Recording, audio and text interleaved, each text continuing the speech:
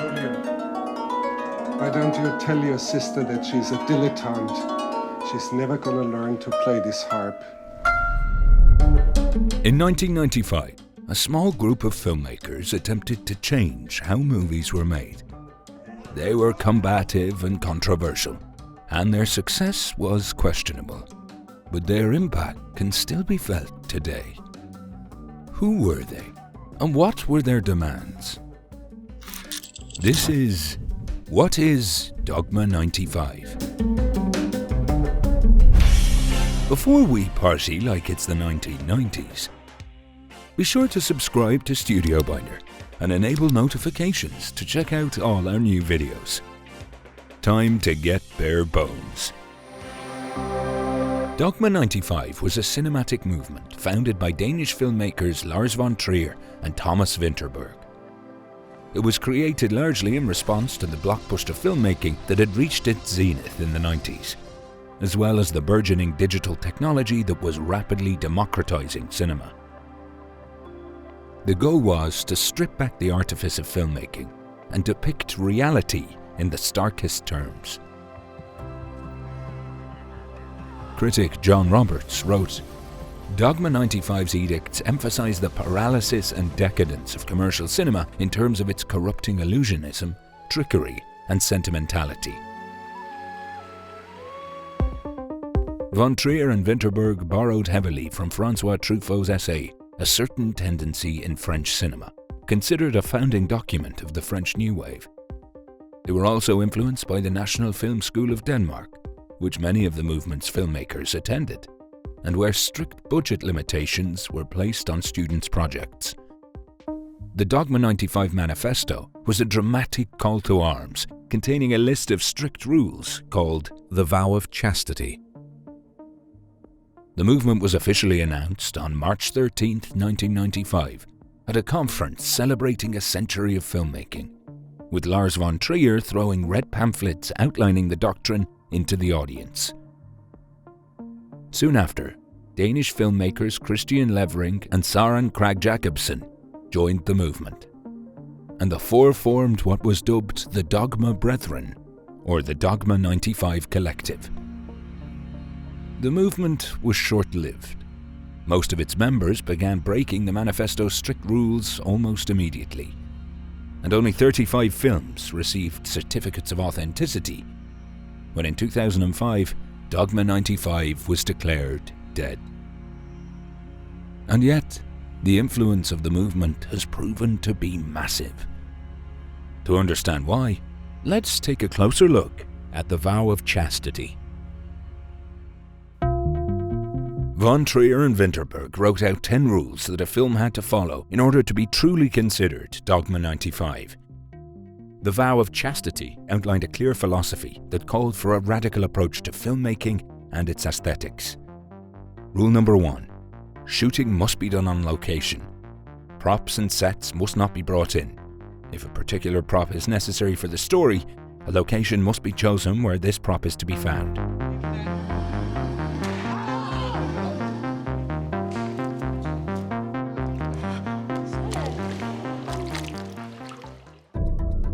Rule number 2. The sound must never be produced apart from the images or vice versa. Music must not be used unless it occurs where the scene is being shot.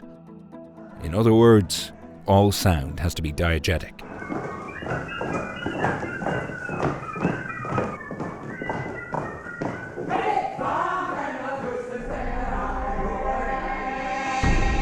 Rule number 3. The camera must be handheld. Any movement or immobility attainable in the hand is permitted.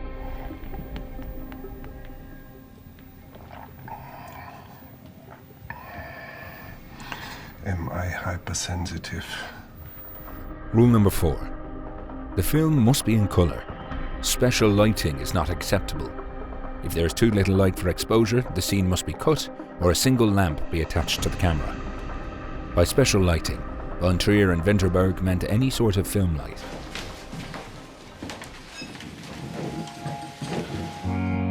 Rule number 5.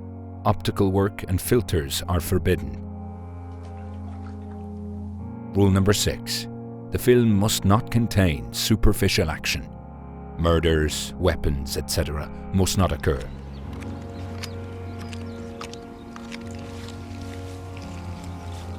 Rule number 7. Temporal and geographical alienation are forbidden.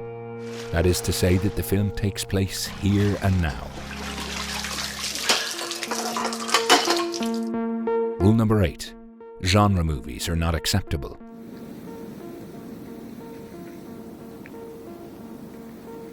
Rule number 9. The film format must be Academy 35mm. Dogme directors often shot in a variety of formats, but official Dogme movies had to be transferred to 35mm. What was most important was shooting at the same ratio. Rule number 10. The director must not be credited.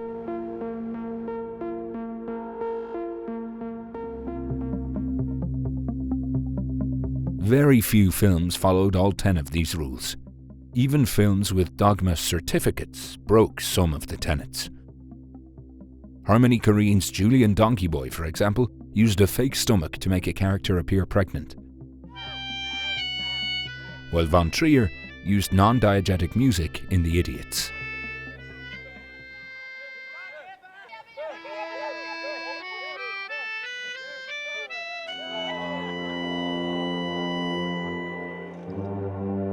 Nevertheless, these rules resulted in raw visuals that aimed to present life as it is, and they also had a deep effect on Dogme 95's narratives and themes. Dogme 95 was not just a rejection of how big-budget movies were made, it was also a rejection of what they were about. For the Dogme directors, steering away from spectacle encouraged a focus on realism. As von Trier and Vinterberg wrote in The Vow of Chastity, "My supreme goal is to force the truth out of my characters and settings." Dogme filmmakers largely disliked high-concept stories that could be summed up in a single, catchy logline, and that were so prized by Hollywood.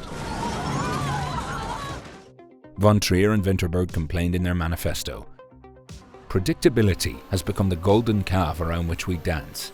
Having the characters' inner lives justify the plot is too complicated and not high art. As never before, the superficial action and the superficial movie are receiving all the praise." As such, Dogme films were often extremely character-driven, letting complex people drive the story. This is not to say that Dogme movies were understated character dramas. Most Dogme films, in fact, were deliberately provocative, diving into taboos that would typically be avoided in mainstream cinema. As a result, Dogme movies became known for eliciting discomfort in the audience and being emotionally demanding, though there were exceptions to the rule. But while the Dogme collective made much hay from their distaste for mainstream filmmaking, they didn't completely diverge from storytelling conventions. In contrast with the French New Wave, where filmmakers often created non-linear and avant-garde narratives, most Dogme films maintained a linear structure. Dogme 95's production methods and its subject matter have had a massive influence on filmmakers. Hello, baby. Looking at Dogme 95's rules, it may seem like the movement was backwards looking, yearning for simpler methods of movie making. And while this may be partially true, part of Dogme's lasting impact was its prescience. As Vinterberg himself notes, "I think Dogme sort of started a digital movement." Dogme 95 was on the cutting edge of the disruption digital filmmaking was about to cause, and its filmmakers were on the forefront of digital cinematography. The movement's no movie lighting rule, for example, would only be possible with the low-light capabilities of digital cameras. Above all else, Dogme showed that serious, quality movies could be made more cheaply than ever before. This ethos was infectious, and the Dogme movement spread far beyond Denmark. Even established filmmakers saw the freedom that the digital age could afford them. Directors like Agnes Varda, Michael Mann, Jean-Luc Godard, and David Lynch. All experimented with lower budget digital filmmaking. But of course, the Dogme philosophy was the most inspiring for filmmakers who were just starting out. Dogme showed that you didn't need to wait for a studio to give you money. You could go out and shoot an entire feature on your own. One of the most direct descendants of Dogme was Mumblecore, the American independent movement that came to prominence in the early aughts. Mumblecore may have been less confrontational and shocking than Dogme, but it emphasized realism and the everyday lives of ordinary people. Something bit me! Something bit me! Other movements, like New French Extremity, took inspiration from Dogme's discomforting and taboo subject matter.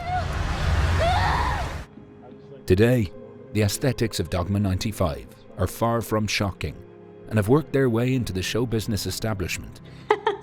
You're sweet. To some, that means it's time for another shake-up. At 2025's Cannes, a new brigade of Danish filmmakers announced Dogme 25, with updated rules such as no internet during the creative process. Half of the film must be without dialogue, and the script must be handwritten by the director. Dogme 95 burnt bright and fast, and was as controversial as it was celebrated. But whether you like the Dogme movies or not, their core lesson remains potent. Anyone can make a movie. They just need something to say. Act f***ing normal for a second and f***ing take it seriously. Feeling inspired?